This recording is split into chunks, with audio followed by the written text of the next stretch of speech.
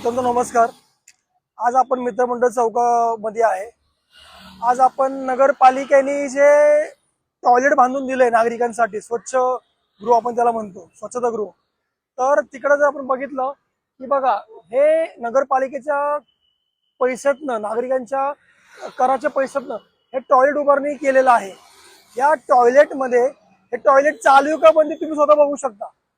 तर अक्षरशः जर आपण बघितलं, आज आपण एवढे पैसे पे करतो आणि आपल्याला स्वच्छता गृह भेटत नाही, आणि स्वच्छता गृह आपल्या पैशाने बनवल्यानंतर ना हे असं जे ठेकेदार आहे, ठेकेदारवरती राहतो आणि स्वच्छता गृह इथं बंद ठेवलंय आणि इथं लाईटी पण बंद दिसतात आहे।